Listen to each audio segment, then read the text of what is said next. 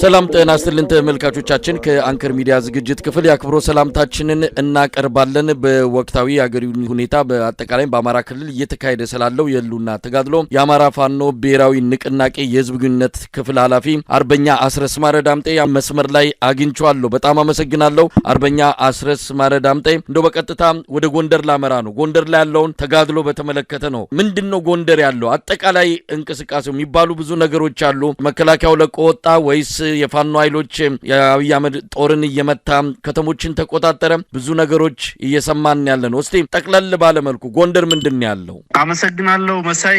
ጎንደር በተለይም በማዕከላዊ ጎንደርና ደቡብ ጎንደር ቀጠና የድርጅታችን ሰራዊት ሁለቱ የጎንደር ጠቅላይ ግዛት እዝና የበላይ ዘለቀ እዝ የሰራዊት አባላት ከሰሞኑ ያደረጉት ተጋድሎ ከአማራ ፋኖ ብሔራዊ ንቅናቄ ምስረታ በኋላ ትልቁ ድል ነው። የድርጅታችንን እውን መሆን እና የፋኖ ሰራዊት አንድነት በድል ማህተም የታተመበት ተጋድሎ ተደርጓል። ይህ ተጋድሎ በርካታ 100 ኪሎ ሜትሮችን የሸፈነ ትግል ነው የተደረገው። ከብናት እስከ ስማዳ፣ ከስቴ እስከ ደራ ሐሙሲት፣ ከማሰሮ ደንብ እስከ ደብረ ታቦር ያካለለ ሰፊ ኪሎ ሜትሮችን ሰፊ ጂኦግራፊ የሸፈነ አስደናቂ ተጋድሎ እንቅስቃሴ ነው የተደረገው። አገዛዙ ከዚህ ቀደም ብሎ በተለይ የጥር ወር መጨረሻ አካባቢ ስትራቴጂካዊ የሆኑ ቦታዎችን በተለይ ወደ አዲስ አበባ መሄጃ ይሆናሉ ያላቸውን ቦታዎች በማካለል በዋናነት ሸዋ ቀጠናን ማዕከል በማድረግ በተለይ በሸዋ ኢሊት ፎርሱን ባህር ኃይል፣ ሪፐብሊካን ጋርድ፣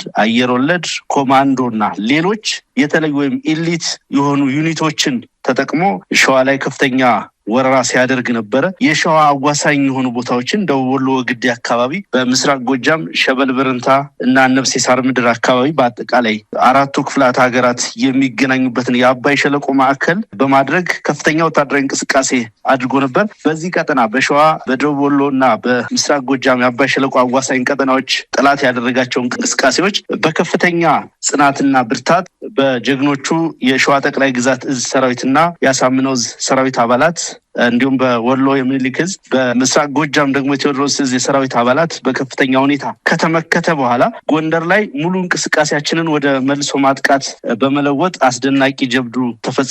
መግቢያ ላይ እንደተናገርኩት ጠላት ሽንፈት በደረሰበት ጊዜ ይዞታዎቻችን ለቀን ስለወጣን የደረሰ ነው ጉዳት ነው በሚል ነገሩን ዝቅ ለማድረግ ከፍተኛ ርብርብ ሲያደርግ ነው የነበረው በአፈቀላጤዎቹ አማካኝነት። ከዚህ በፊት ደጋግመን እንደተናገር ነው የአማራ ክልል የጸጥታና የፖለቲካ መዋቅር ከፈራረሰ 3 ድፍን ዓመታትን ሊደፍን ጥቂት ወራት በጣት የሚቆጠሩ ወራት ነው የቀሩት።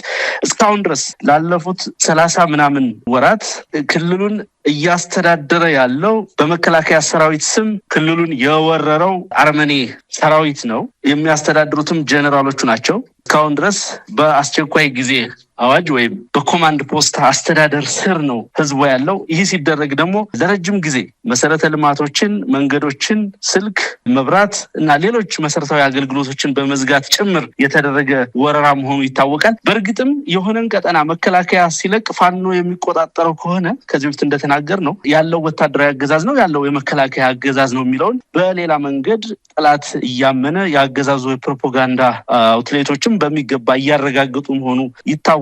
ይሄ በአንድ በኩል ይቀመጥና እውነታው ግን በሁሉም ቀጠናዎች በተወሰነ የጠላት መከላከያ ሰራዊት እንቅስቃሴ ቢኖር እንኳን አብዛኞቹ ቦታዎች ላይ ለመከላከል ያመቸናል በሚል ድሽቃዎችን፣ ብሬኖችን፣ ስናይፐሮችን ጨምሮ ከባባድ መሳሪያዎችን ጭምር ስምሪት ሰጥቶ ወረዳዎችንና የወረዳ ከተሞችን ለመጠበቅ ከፍ ከፍተኛ ጥረት እያደረገ ባለበት ሁኔታ ነው። በጣም ውጤታማ በሆነ ወታደራዊ ጥበብ አማካኝነት እነኚህ በጠቀስኳቸው ወረዳዎች 20 አካባቢ በሚጠጉ ወረዳዎች የድርጅታችን ሰራዊት የወረዳ ዋና ከተሞችን በመቆጣጠር በርካታ ሚሊሻ አድማ ብተናና የመከላከያ አባላትን በመማረክ የሚፈልጋቸውን ወታደራዊ ኢላማዎች ላይ ብቻ ያነጣጠረ በጠላት ላይ ብቻ ያነጣጠረ ጥቃት በማድረስ የደቡብ ጎንደር ዞን ዋና ከተማ ደብረ ታቦርን ጨምሮ በብዙ ቦታዎች ላይ በብዙ ጠንካራ የጠላት ይዞታዎች ላይ አስፈላጊውን ወታደራዊ ኦፕሬሽን ተጋድሎ ተደርጓል። ይሄ እንዳነሳውልህ ከድርጅታችን ምስረታ በኋላ ትልቁ ወታደራዊ ድል የተገኘበት በመሆኑ በትክክል በመስዋዕትነት እና በድል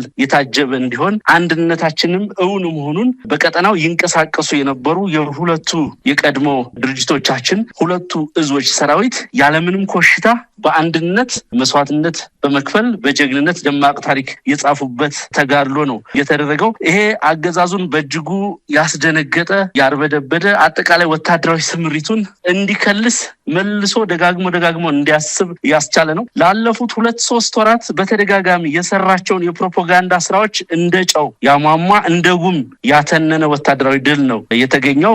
የድርጅቱ ከፍተኛ አመራር በእጅጉ የሚኮራበት የአማራ ህዝብም በእጅጉ የሚኮራበት ተጋድሎ ነው በአጠቃላይ ጎንደር ላይ የተደረገው።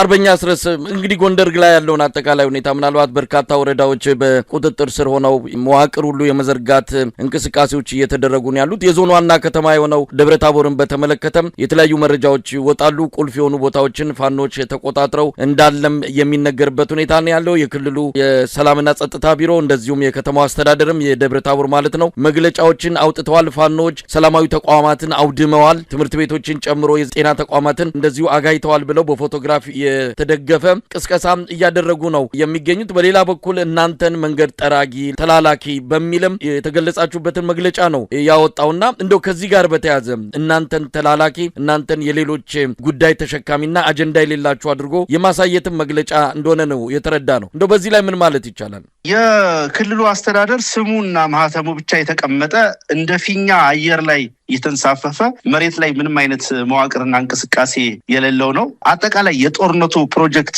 የሚነደፈውም የሚተገበረውም የሚመራውም አብይ አህመድ እና አጠገቡ ባሉ ጥቂት እንደሱ መሰል እብድ ግለሰቦች አማካኝነት ነው። እነኚህ በከተማ አስተዳደሩ ስምም ሆነ በክልሉ ጸጥታ መዋቅር ስም መግለጫ የሚያወጡት ሰዎች እየተከናወነ ስላለው ነገር እንደ አብዛኛው ማህበረሰብ ከሂደቱ በኋላ ከውጤቱ በኋላ የሚሰሙ እንጂ አንዳችም አይነት የፕሮጀክቱ የአጀንዳው ወሳኝም ተዋናይም አይደሉም። መሳይ እንዳልከው ከዚህ በፊት ተናግረውት በማያውቁት ሁኔታ በተለይ ከሰሜን ኃይሎች ከኤርትራና ከትግራይ ኃይሎች ጋር የለየለት ጦርነት ውስጥ መሆናቸውን እንግዲህ በራሳቸው አንደበት የመሰከሩበት ሁኔታ ነው። ጦርነት እንግዲህ በአብይ አህመድ ዘመን ቀልድ ሆኗል። መሳይ ጦርነት በጣም ትልቅ ነገር ነው። አንድ ሌላ ሀገር ጋር አይደለም። የውስጥ ጦርነቶች እንኳን በሚደረጉበት ጊዜ ለወጉም ቢሆን የተወካዮች ምክር ቤት ሌሎች በየደረጃው አለ በሀገሪቱ ላይ የመወሰን ትልቅ ስልጣን ያላቸው መዋቅሮች ወስነውት ክርክር ተደርጎበት ጭምር የሚገባበት ጉዳይ እንደሆነ ይታወቃል። በአብይ አህመድ ዘመን ግን ከሌላ ሀገር ጋር ጦርነት ውስጥ ገብተናል የሚለው እንኳን የሚታወጅበት በአንድ የክልል የጸጥታ መዋቅር የፌስቡክ ገጽ መሆኑ በጣም ከፍተኛ ምጸት ነው። በተለይ ኢትዮጵያን ለሚያክል ሀገር ደግሞ በእጅጉ የሚያሳዝን ጉዳይ ነው። ይህ እንግዲህ በተደጋጋሚ ሲናገሩት የቆዩት ነው። ብዙ ምክንያቶችን መደርደር ይቻላል። ከዚህ በፊትም ደጋግመን ተናግረነዋል። በአንድ በኩል ማመን አይፈልጉም። በፋኖ ተሸንፈናል። ፋኖ በራሱ አቅም፣ በራስ በቅነት፣ በራሱ እንቅስቃሴ፣ በራሱ ልጆች በህዝቡ መሃል በዚህ ልክ ተደራጅቶ ግዙፉን የአብይ አህመድን መከላከያ መክቶ በመልሶ ማጥቃት ይህንን ሁሉ ታሪካዊ ጀብዱ ይፈጽማል የሚለውን ነገር ለህሊናቸው ለማመን ይቸገራሉ፣ ለመቀበል ይቸገራሉ። ስለዚህ ሁልጊዜም ለዚህ መውጫ መንገድ ለዚህ ሶስተኛ ጠላት ፍለጋ ላይ ተሰማርተው ነው የሚኖሩት። በሌላ በኩል ከአብይ አህመድ በፊት የነበሩ መንግስታትም ሲያደርጉ ተቃውሞ ሲገጥማቸው ሲያደርጉት እንደነበረው ሁሉ የውስጥ ተቃውሟቸውን የውስጥ የነጻነት ተጋድሎችን በሶስተኛ ወገኖች ወይ በሌሎች ሀገሮች በታሪካዊ ጠላቶች በሚሏቸው ማሳበብ የተለመደ የአጀንዳ ማስቀየሪያ ጉዳይ ነው። ይሄ ላለፉት ይሄ ጦርነት ከጀመረ ጊዜ ጀምሮ ሲደረግ የነበረ በተደጋጋሚ ሲከወን የነበረ ጉዳይ ነው። አንዴ በባህር በር ስም፣ አንዴ በወደብ ስም፣ ሌላ ጊዜ በሌሎች ብሔራዊ አጀንዳዎች ስም፣ ሌላ ጊዜ በህዳሴ ግድብ ስም በርካታ ሙከራዎችን አድርጓል አብይ አህመድ። ማህበራዊ መሰረታችንን ለማናወጽ እግረ መንገዱንም ደግሞ የያዝነው የትግል አጀንዳ በሌላ መልክ እንዲቀየር ብዙ ጥረቶችን ሲያደርግ ነው የቆየው። የጦርነቱን መልክም ቀጠናዊ ለማድረግ የራሱን ጥረት ሲያደርግ ነው የነበረው። ከዛ ሐሰተኛ ትርክት ግንባታ የመነጨ ነው ይሄ የክልሉ መዋቅር እየገለጸው ያለው ነገር። እውነት ለመናገር በአፍሪካ ቀንድ ውስጥ በዚህ ሰዓት እየተደረጉ ባሉ ፖለቲካዊ እንቅስቃሴዎች ከፋኖና ከአማራ ህዝብ በላይ አጀንዳ የለም። ከዚህ የገዘፈ አጀንዳ የለም። ከዚህ የገዘፈ ጦርነትም የለም። ከዚህ የገዘፈ መስዋዕትነት የሚከፈልበት፣ ከዚህ የገዘፈ ህዝብ ሰራዊት የሚንቀሳቀስበት፣ ከዚህ የበለጠም አገዛዙን ያንቀጠቀጠ ተጋድሎም የለም። ምናልባት ሌሎች የትግል እንቅስቃሴዎች ለፋኖ ተጋድሎ ደጋፊ ሊሆኑ የሚችሉበት ነባራዊ ሁኔታ እንጂ የፋኖ ትግልና እንቅስቃሴ በሌሎች ኃይሎች ሊወሰድም ሊጠለፍም ሁለተኛ ሊሆንም ጁኒየር ሊሆንም የሚችልበት ነባራዊ ሁኔታ ፈጽሞ የለም። ጥቂት የማይባሉ የአማራ ኤሊት ራስ በቅነትን የማይረዱ ራሳቸውን ዝቅ አድርገው የሚያዩ ለዘመናት ለበርካታ አስርት ዓመታት የነበረው በአዴናዊና የሁለተኛነት የአጀንዳ ተገዥነት አስተሳሰብ ተጠቂ የሆኑ ኢቭን ከጠላት አሰላለፍ ውጭም ያሉ ይሄንን ጉዳይ በጥርጣሬ ሲያዩ እመለከታለሁ። እውነት መስሏቸውም ትርክቱንም ሲጋሩ ትታዘባለሁ አልፎ አልፎ። ይሄ የትግሉን ባህሪ ካለመረዳት ነው። አብይ አህመድን ማንኮታኮት የጀመርነው የመጀመሪያዎቹን ዙ-23 ሞርተር ድሽቃዎች፣ ብሬኖችና ሌሎች የቡድን መሳሪያዎችና ተተኳሾችን ኢቭን ኮሎኔሎችን ጭምር መማረክ የጀመርነው በ2015 ሐምሌ ጦርነቱን በለኮሰ የመጀመሪያዎቹ 2 ሳምንታት ውስጥ ነው። ያንን ጀብዱ የፈጸመ የፋኖ ሰራዊት ላለፉት 30 ምናምን ወራት ያገኘውን የካበተ የውጊያ ልምድ፣ የካበተ የአመራር ሰጭነት ልምድ፣ የካበተ የፖለቲካ ተሞክሮ በዛው ደግሞ አንድ ወጥ ድርጅት መስርቶ የሌሎችን አጀንዳ ሊቀበል የሚችልበት ነባራዊ ሁኔታ የለም። አገዛዙን ማሸነፍ እንደሚቻል ክፍለ ጦሮችን በመደምሰስ ሬጅመንቶችን በመደምሰስ ሰራዊቱን እንደ ከብት ማርኮ በመንዳት የማረክነውን ሰራዊትም ወደ ቤተሰቡ በመሸኘት ለቀይ መስቀልም በማስረከብ በ2-3 ቀናት ኦፕሬሽን ከ20-25 በላይ ወረዳዎችን ነፃ በማድረግ በአጠቃላይ የቱርክ፣ የአዘርባይጃን፣ የቻይና የሌሎች ሀገር ድሮኖችና ከባድ መሳሪያዎች እየተሞከረበት ያለውን የአማራ ህዝብ የተከፈተበትን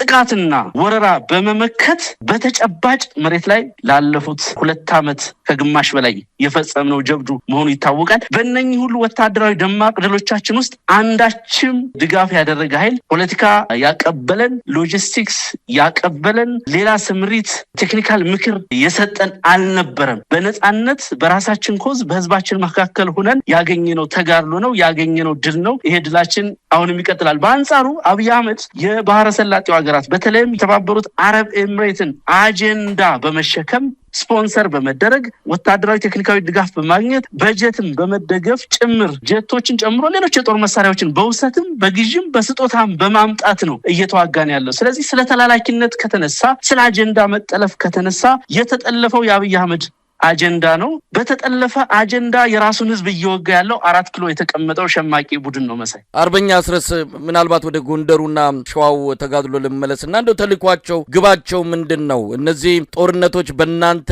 እቅድ የመጡ ወይስ አገዛዙ በተለይ አሁን ሸዋ ላይ እንደምንሰማው ከሆነ ወደ አዲስ አበባ ፋኖ ሰብሮ ይገባል በሚል ስጋት ከወዲሁ ሳይቃጠል በቅጠል ቀድሜ ላዳክማቸው እዛው ባሉበት በሚል መሪዎቹ ላይ ያነጣጠረ ቀደም ሲል አንተም እንዳልከው በኢሊት ፎርስ በባህር ኃይል ኮማንዶ በሪፐብሊካን ጋርድ አሉኝ የሚላቸውን ኃይሎች ሁሉ አሰልፎ የተዋጋበት ጦርነት እንደሆነ ይታወቃል። እንግዲህ እናንተ ከዚህ ጦርነት ማብቂያ በኋላ ምንድን ነው የምትጠብቁት? ጎንደር፣ ሸዋ እነዚህ ጦርነቶች ውጤታቸው ምን እንዲሆኑ ነው በመጨረሻ የምትጠብቁት? ቅድም እንዳነሳውልህ አገዛዙ በተለይ ከፍተኛ ፍርሃቱና መርበድበድ ውስጥ በመግባቱ ምክንያት በዋናነት የአማራ ፋኖ ብሔራዊ ንቅናቄ በዚህ ፍጥነት ድርጅታዊ ቁመና ይዞ ለውጊያ ብቁ ሆኖ በአንድነት ይሰለፋል ብሎ ማሰብ አልቻለም ነበረ። ይሄ ከፍተኛ ቅዠት ውስጥ ከቶታል። አገዛዙ አቅዷቸው የነበሩ የጥፋት ፕሮጀክቶችን ሁሉ መልሶ እንዲያይ እንዲከልስ አድርጎታል። በዚህም ምክንያት ከፍተኛ ፍርሃት ውስጥ በመሆኑ በተለይ ኤሊት ፎርሱን ሸዋ ላይ በማጠራቀም ከጎንደር አቅጣጫ በጎጃም እና በወሎ አዋሳኝ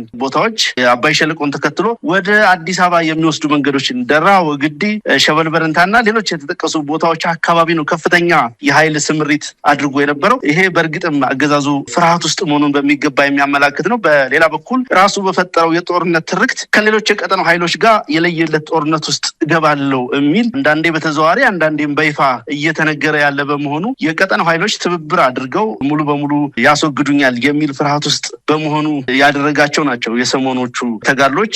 ይሄ ተጋድሎ በእኛ በኩል ተጠናክሮ ነው የሚቀጥለው። በአዲስ እቅድ በአዲስ አወቃቀር በራሳችን የዘመቻ ፕላን ለአንዴና ለመጨረሻ ጊዜ አገዛዙን ለማስወገድ የሚደረጉ ወታደራዊ እንቅስቃሴዎች ይኖራሉ። ስለዚህ የተለየ ተጋድሎ በአዲስ የአንድነት መንፈስ የተሻለ ውጤት የተሻሉ ስትራቴጂካዊ ድሎች አንድ ቦታ ሁለት ቦታ ሶስት ቦታ ሳይሆን በተቀናጀና በተደራጀ መንገድ ለመጨረሻው ድል የሚያበቁ ተጋድሎች መደረጋቸው ይቀጥላሉ። አርበኛ አስረስ ሰሞኑን የአማራ ፋኖ ብሔራዊ ንቅናቄ የምህረት አዋጅን በተመለከተ ይፋ ያደረገው ነገር አለ። በተለያዩ አውደ ውጊያዎች የሚማረኩ እጅ የሚሰጡ የሚሊሻና የአድማ በታኝ አባላት በትክክል ነገራቸው ኤርትራ ወታደሮች የሻቢያ ወታደሮች ናቸው እየተዋጓቹ ያሉት በሚል የማዘናጋትና የማወናበድ በዚህም ለአማራ ህዝብ ህልውና እንሰዋለን የሚሉ ሚሊሻዎች ከፊት እንዲመጡ ከፍተኛ የፕሮፓጋንዳ ስራ ተሰርቷልና ከዚህ አንጻርስ ይሄ የምህረት አዋጁን በተመለከተም አንድ ላይ እንድትመልሰው ነው። እነዚህ ሚሊሻዎችና አድማ በታኝ ናቸው በአሁኑ ሰዓት ለአብይ አህመድ በአማራ ክልል ለመቆየት እንደ እድሜ ማራዘሚያ እየተጠቀማቸው የሚገኘው። ከምህረት አዋጁ ጋር ለነዚህ አካላት የምታስተላልፉት ጥሪ ምንድነው? የምህረት አዋጁን በተመለከተ እዛው አዋጁ ላይ በዝርዝር አስቀምጠናል። የምህረት አዋጁን ማውጣት ያስፈለገበት ምክንያት አተገባበሩ የምህረት አዋጁን በማስፈጸም ረገድ እነማን በተዋናይነት ይሳተፉበታል፣ ማን ምን አይነት ኃላፊነት አለው የሚለውን በዝርዝር ስለተቀመጠ አድማጮች እሱን እንዲያነቡት መጋበዝ ፈልጋለሁ። ሆኖም አብይ አህመድ በዋናነት ኢትዮጵያውያንን እርስ በርስ አንደኛውን ብሔር ከሌላኛው ብሔር አንደኛውን የፖለቲካ ኃይል ከሌላኛው የፖለቲካ ኃይል ጋር በማጋጨት ከዛ አለፍ ሲልም ደግሞ አንድ አካባቢ ላይ ወይ በአንድ ብሔር ልጆች መካከል ግጭት በመፍጠር እድሜውን ማራዘም የሚፈልግ እንደሆነ በተለያዩ ቦታዎች ካደረጋቸው እንቅስቃሴዎች መገንዘብና መረዳት ይቻላል። ለምሳሌ በኦሮሚያ ክልል ብትሄድ ታጣቂ ኃይሎችን ያደራጃል። ጋሸና ሲርና ምናምን በሚባል አደረጃጀት ውስጥ አዳዲስ ኃይሎችን ይፈጥራል። በሌላ በኩል ሚሊሻና ልዩ ኃይል ያደራጃል። ትግራይ ብትሄድ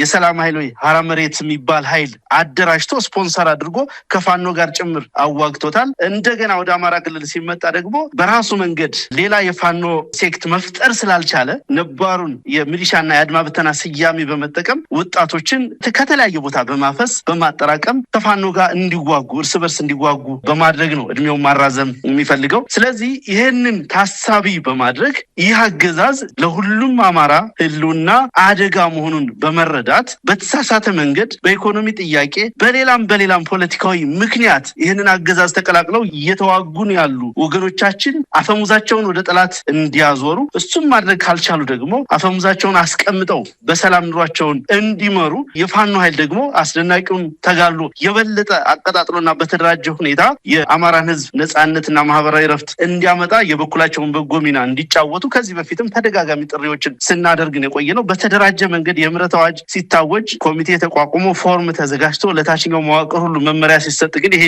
የመጀመሪያው ነው። ገና የምህረት አዋጁ በታወጀ በሰዓታት ልዩነት ውስጥ በርካታ ሚሊሻ አድማ ብተናና የመከላከያ ኃይል በታችኛው መዋቅር እየተቀላቀለ አቀባበል እየተደረገለት ነው የሚገኘው። አፈጻጸሙ ታይቶ የበለጠ ተጠናክሮ የሚቀጥልበት ሁኔታ ነው ሊኖር የሚገባውም የሚችለውም። ይህንን ለመተግበር የአማራ ፋኖ ብሔራዊ ንቅናቄ ከፍተኛ አመራር ሙሉ አቅምና ቁርጠኝነት ያለው መሆኑን በዚህ አጋጣሚ መግለጽ ፈልጋለሁ። እንግዲህ አርበኛ አስረስ ዳምጤ አሁን ወደ እናንተ ገፍቶ የመጣው ጥያቄ አብይ አህመድ የአማራ ፋኖ ብሔራዊ ንቅናቄ መመስረቱን ተከትሎ በእኛ የመረጃ ምንጮችም እንዳረጋገጥ ነው አንድ ነገር ማድረግ ተፈልጓል። ይሄ አንድነት ከምንም ጊዜውም በላይ ሊያጠፋው እንደሚችል አውቆታል። ለዚህም የተለያዩ ነገሮችን መፍጠር ነበረበት። አንድም በትግራይና በኤርትራ ላይ ጦርነት በመክፈት የፋኖን አቋም በህብረተሰቡ ዘንድ ምን አይነት እንደሚሆን ማየትና ማጋለጥም ይፈልጋል። ስለዚህ እነዚህ አካላት ላይ ጦርነት በሚከፈትበት ጊዜ ፋኖ ከማን ጋር ነው የሚሰለፈው? ምን አይነት አቋም ሊወስድ ይችላል? ይሄ በሀገር የመጣ ጉዳይ ነው። በሀገር ሲመጣ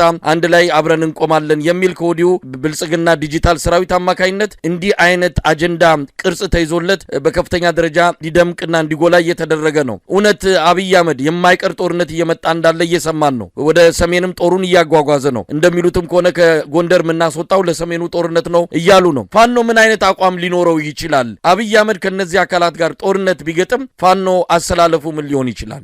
አመሰግናለሁ መሳይ። አንድ ነገር መናገር የሚቻለው የሚገባውም የአማራ ህዝብ ጣቱን የሚጠባ ህጻን ልጅ አይደለም። ማየት ይችላል፣ ማስተዋል ይችላል። እያንዳንዱን አርሶ አደር መኖሪያ ቤቱ ላይ እያለ የጨፈጨፈው ከመቀሌ የሚተኮስ መድፍ አይደለም፣ ከአስመራ የሚወነጨፍ ድሮን አይደለም። ይልቁንም በየጓሯችን፣ በየቤታችን፣ በየቀያችን፣ በአምልኮ ቦታ፣ በእርሻ ቦታ፣ በመንገድ ላይ፣ በገበያ ቦታ፣ በሌሎች ማህበራዊ ኢኮኖሚያዊ እንቅስቃሴዎች ላይ እያለ ህፃናትን፣ ወጣቶችን፣ ሴቶችን፣ አረጋውያንን ሳይለይ እየጨፈጨፈ ያለው አገዛዝ እዚሁ ደጃችን ላይ ነው ያለው። ይሄንን አገዛዝ በማስወገድ ህልውናችንን ማስከበር ከምንም በላይ ቀዳሚው አጀንዳችን ነው። እያንዳንዱ እንቅስቃሴያችን የሚቃኘው ከአማራ ህዝብ ዘላቂና ሁለንተናዊ ምሉዕነት ያላቸው መብቶች መሰረት ነው። እነኚህ መብቶች እነኚህን ጥያቄዎች በማይሸራረፍ መንገድ ኮምፕሮማይዝ በማያደርግ መንገድ ኢትዮጵያ ውስጥ የሚኖሩ አጠቃላይ የኃይል አስተላልፎችን፣ ትብብሮችን እንቃኛለን፣ እናያለን። እዚህ ላይ አሁንም አገዛዙ ደጋግሞ ትርክት ለመገንባት የሚያደርገውን እንቅስቃሴ የፋኖን ተጋድሎ በሁለተኛነት በተላላኪነት በአጀንዳ ተቀባይነት ለመፈረጅ የሚደረግን የጠላት አጀንዳ በማራገብ የተጠመዱ ወገኖች ደጋግመው እንዲያስቡበት የምፈልገው ነገር በዚህ ሰዓት ከአማራ ህዝብ የህልውና ትግል አጀንዳ የሚቀድም ምንም አይነት አጀንዳ እንደሌለ አይደለም። ለኛ ለቀጠናው ኃይሎችም ከዚህ የበለጠና የከፋ አጀንዳ እንደሌለ መታወቅ አለበት። በእርግጥ አብይ አህመድ ኢትዮጵያ ውስጥ ካሉትም ጋር ሆነ ከውጭ ካሉት ኃይሎች ጋር እንቅስቃሴ የሚያደርገው ጦርነቱንም ቀጠናዊ ለማድረግ የሚፈልገው የፋኖን ተጋድሎ መቋቋም ስላልቻለ ወይም ደግሞ የአማራን ህዝብ የህልውና አደጋ በከፋ ሁኔታ ለማስቀጠልና የአማራን ህዝብ በባርነት ለመያዝ ያደረገውን ወታደራዊ ስምሪት በጠንካራ ምከታ ስለቆመ በጠንካራ ብሔራዊ ንቃት እና አስተውሎት ስለተመከተ ይሄንን አጀንዳ በሌሎች አጀንዳዎች በማለባበስ በሌሎች አጀንዳዎች ስር እንዲዋጥ በማድረግ ህዝቡ ለብሔራዊ አጀንዳዎች ያለውን ስስ ስሜትና ፍላጎት እና ኢትዮጵያ ውስጥ ባለ የሀገረ መንግስት ግንባታ ታሪክ የነበረውን የጎላ ድርሻ መሰረት በማድረግ ያለውን ሴንቲሜንት ተጠቅሞ ከአጀንዳው ለማናጠብ እና ወደሚፈልገው መንገድ ለመምራት የሚያደርገው እንቅስቃሴ እንጂ አሁንም ቢሆን ዛሬም ድረስ የአብይ አህመድ ዋነኛ አጀንዳው የአማራን ህዝብ ማንበርከክ፣ የአማራን ህዝብ በባርነት ውስጥ ማቆየት መሆኑ መታወቅ አለበት። ጦርነት ይጀመራል አይጀመርም፣ ከማን ጋር እንዴት የሚለውን እንግዲህ በሚከሰት ጊዜ ብንነጋገርበት የተሻለ ነው የሚሆነው። አንድ ነገር በእርግጠኝነት ምነግር ግን መሳይ፣ እኛ ከአማራ ህዝብ መብትና ጥያቄዎች የዘለለ ያለፈም ያነሰም አጀንዳ የለንም። ውግንናችንም ከህዝባችን ጋር ነው፣ ከማንም ጋር ሳይሆን ከአማራ ህዝብ ጥያቄዎችና መብቶች ጋር ነው። የትኛውም ምድራዊ ኃይል ከአማራ ህዝብ ነጻነት፣ መብት፣ ህልውና ጋር በቀጥታ የሚጋጭ ከሆነ ወይም ከጥያቄዎቻችን በተቃራኒ የሚሰለፍ ከሆነ እንከላከለዋለን፣ እንዋጋዋለን። ከዚህ መብታችን፣ ከዚህ ጥያቄያችን፣ ከነጻነት ጥያቄያችን፣ ከህልውና ጥያቄያችን በተቃራኒ የማይሰለፉ ኃይሎች ጋር የምንዋጋ ደግሞ መርሰነሪዎች፣ ቅጥረኛ ነፍሰ ገዳዮችም አይደለንም። ጦርነት ናፍቆንም አይደለም። ህልመኛ ወጣቶችን በየቀኑ እየገበርን ያለ ነው። በየቀኑ ከፍተኛ መስዋዕትነት እየከፈልን ያለ ነው። ሰላምን ፍለጋ ነው። ለህዝባችን ማህበራዊ ረፍትን ፍለጋ ነው። ስለዚህ በእነኚህ መመዘኛዎች መሰረት እያንዳንዱ እንቅስቃሴያችን ይሰላል ማለት ነው። እንግዲህ አርበኛ አስረስ ማረ ዳምጤ ስለ አዲሱ ድርጅታችሁ ወይም ንቅናቄያችሁ የአማራ ፋኖ ብሔራዊ ንቅናቄ የተወሰነ መረጃ ካለ ነው። ንቅናቄው ተመስርቷል። በዚህ አጭር ጊዜ ውስጥ ከፍተኛ የሆነ ንቅናቄ በተለይ በህዝቡ ውስጥ የሰጠው ተስፋ ቀላል የሚባል አይደለም። ይሄ አንድነት በብዙዎች ልብ ውስጥ ተስፋን የፈነጠቀ በአማራ ህዝብ ብቻ ሳይሆን በቀረው የኢትዮጵያ ህዝብም አንድ ሆናችሁ መምጣታችሁ የፈጠረው መነቃቃት እንዲሁ በቃላትም የሚገለጽ አይደለም። ምን እያደረጋችሁ ነው? ያው ድርጅታዊ ማዋቀር ቀላል እንዳልሆነ ይገባናል። አገዛዙን በድንጋጤ ውስጥ ሆኖ እናንተን ቶሎ ጎትቶ ወደ ጦርነት ውስጥ ለማስገባት ከፍተኛ ጥረት እያደረገን ያለው እናንተ የማደራጀት ፖለቲካዊና ወታደራዊ አንድነታችሁን የበለጠ ለማጠናከር እያደረጋችሁት ያለውን እንቅስቃሴ ለመረበሽ የተለያዩ ነገሮችን እያደረገ እንዳለ ይገባናል። በመረጃ ምንጮችም እንደነዚህ አይነት ነገሮች እየደረሱን ነው። ግን እናንተ በምን ሁኔታ ላይ ነው ያላችሁ? እንደው ባጭሩ ስለዚህ ጉዳይ የምትነግረን ነገር ካለ። ይህ ድርጅት ምስረታ በጣም በእጅጉ የምንኮራበት፣ እኔም ጓዶችም በዚህ ሂደት የተሳተፈ ሁሉም አማራ ፋኖ ብሔራዊ ንቅናቄ አመራርና የዚህ ድርጅት መስራች ድርጅቶች አመራር በፍጹም ወንድማማችነትና ቅንነት የተመሰረተ ድርጅት ነው። ይህ እውን እንዳይሆን አገዛዙ ቢሊየን ገንዘቦችን ፈሰስ አድርጎ በርካታ የፕሮፓጋንዳ ስራ ሰርቷል። በርካታ የፖለቲካ ስራ ሰርቷል። በርካታ ወታደራዊ ስራ ሰርቷል። የአካል ስብሰባ እንኳን ለማድረግ በጣም በሚያስቸግር ሁኔታ በርካታ አካባቢዎች ጓዶች ከተከታታይ የድሮን ጥቃቶች በተአምር ተርፈዋል። ስለዚህ ይሄ ሁሉ ነገር ዋጋ ተከፍሎበት ብዙ መንገድ ተራምደንበት የመጣ ድርጅት ነው። በእኔ እይታ ላለፉት በርካታ ዓመታት ወደ 50 ለሚጠጋ ዓመታት የአማራ ህዝብ በዚህ ልክ የገዘፈ ይህንን የሚያክል የህዝብ ድጋፍ ያለው ይህንን የሚያክል የታጠቀ ኃይል ያለው ይህንን የሚያክል አባል ያለው ይህንን የሚያክል ትልቅ አጀንዳ የተሸከመ አንድ ወጥ ድርጅት መስርቶ አያውቅም። ስለዚህ ህዝቡም ሰራዊቱም እንዳይል ብሌሉ የሚጠብቀው ድርጅት ነው። እንዳነሳው እያንዳንዱ ነገር በአንድ ጀንበር የሚጠናቀቅ አይደለም። የድርጅቱ የላይኛው መዋቅር በይፋ ለህዝብ ተገልጧል። ሌሎች በየቀጠናው ያሉ በየእዝ ያሉ መዋቅሮች ይቀጥላሉ። እነሱን ለማሳካት ከፍተኛ አመራሩ 24 ሰዓት እየሰራ ነው የሚገኘው። አንዳንድ በፍጥነት ያልተከናወኑ ነገሮች ሊኖሩ ይችላሉ። ሰራዊቱም ህዝቡም የሚጠብቃቸው እሱ በስንፍና ወይም በልግመት የመጣ ሳይሆን አንዳንድ ቦታዎች ላይ የቆዩ ችግሮችንም ጭምር በጣም በሚያርም መንገድ በችኮላ ሳይሆን በተሰላና በሰከነ መንገድ መሬት የያዘ ተቋም እንዲሆን ጥረቶች እየተደረጉ ነው ያሉት። በአጠቃላይ በድርጅቱ አመራር መካከል ያለው ጓዳዊ ቅርርብ፣ ወንድማማችነት እና አሰላለፍ በእጅጉ የሚያኮራ በእጅጉ ተስፋ የሚሰጥ በእርግጥም ትግሉን ማሸነፍ እንደምንችል በእርግጥም ትውልዱ በራስ በቅነት በራሱ አቅም በራሱ ተነሳሽነት ትግልን መጀመርም መምራትም ማሳካትም የሚችል መሆኑን በተግባር የተረጋገጠበት ክንውን ነው። እስካሁን እየተከናወኑ ያሉ ሂደቶች በየጊዜው ስብሰባዎች ይደረጋሉ፣ በየጊዜው ውይይቶች ይደረጋሉ፣ ውሳኔዎች ይተላለፋሉ። እያንዳንዱ ፖለቲካዊ ወታደራዊ እንቅስቃሴዎች ውሳኔና ብይን ይሰጥባቸዋል። አመራሩ በፍጹም ወንድማማችነት ተቀራርቦ በመስራት ላይ ነው የሚገኘው። ቀሪ የድርጅቱ መዋቅር ለማዋቀር እንዳልኩ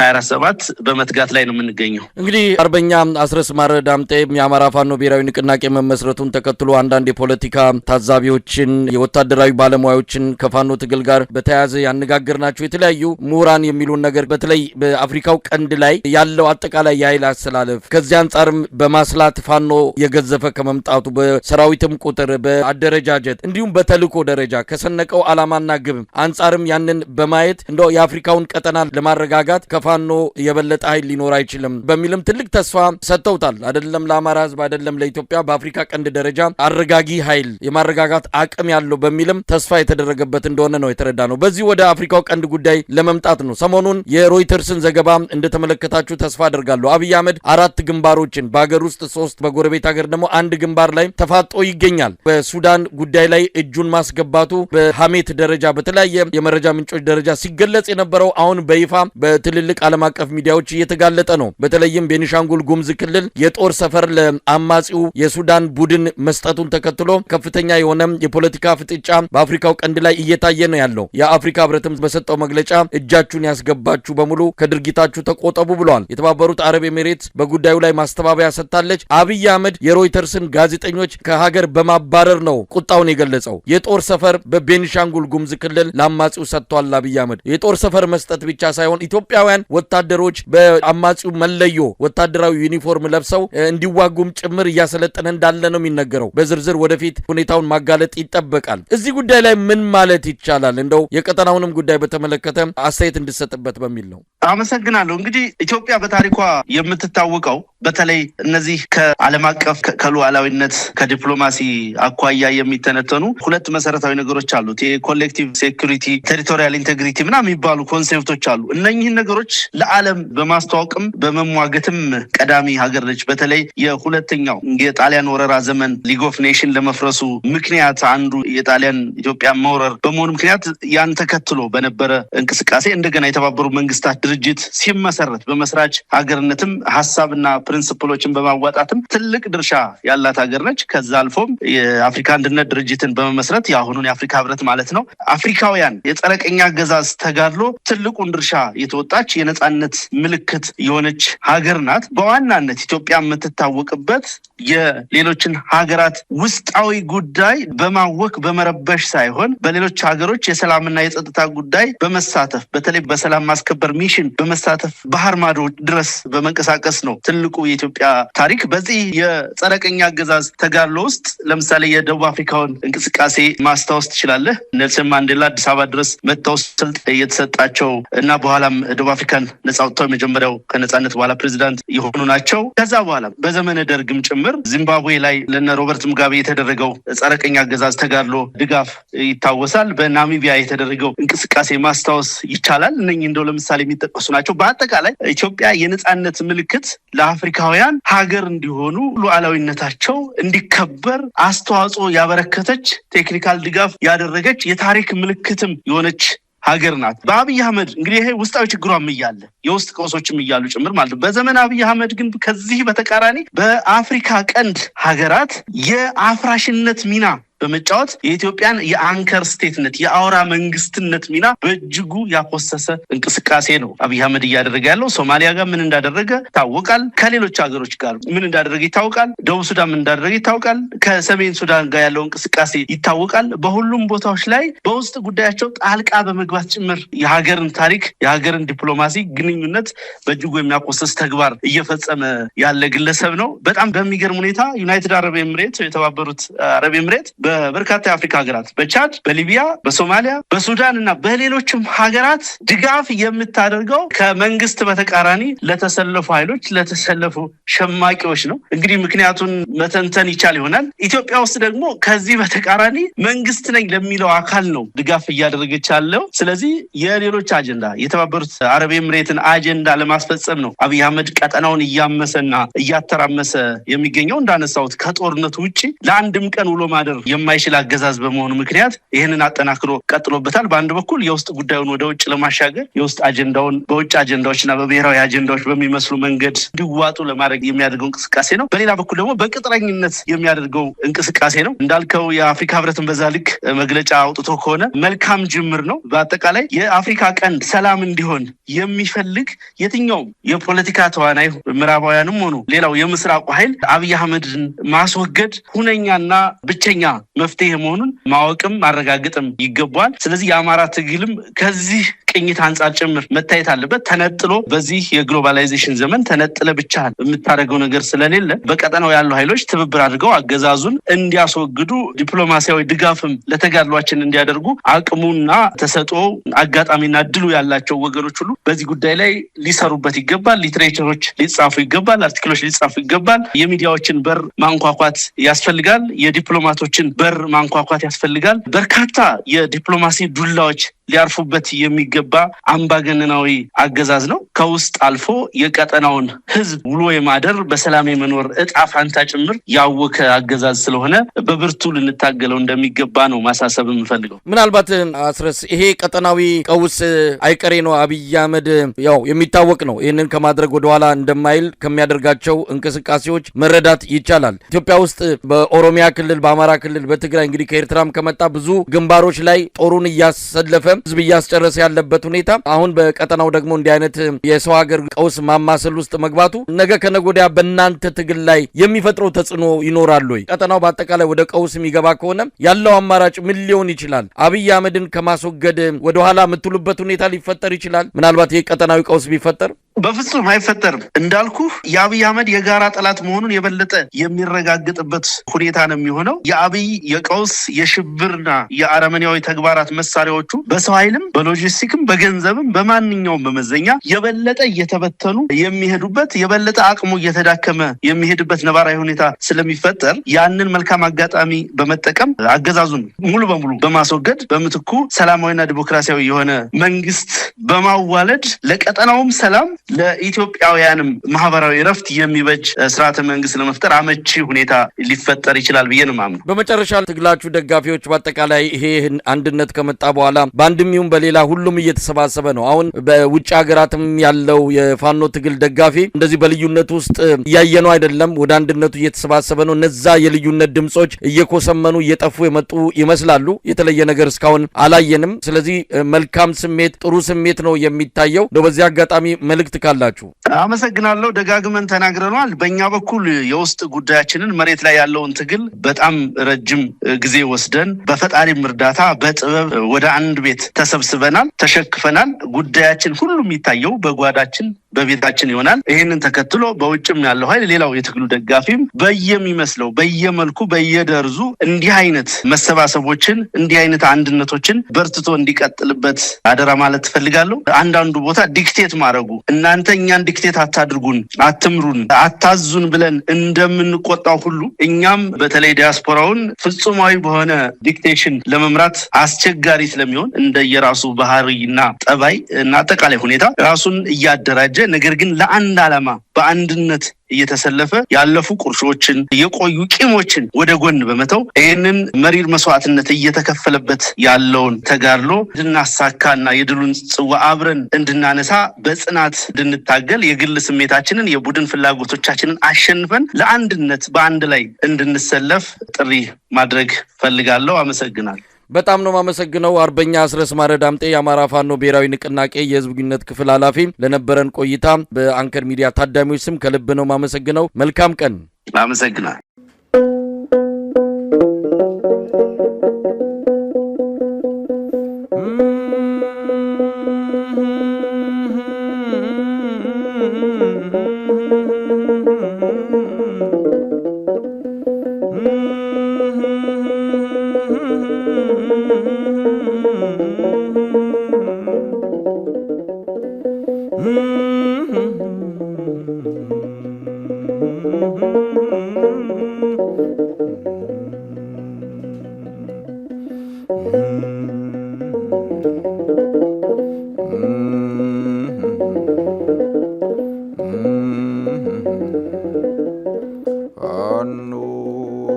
Fano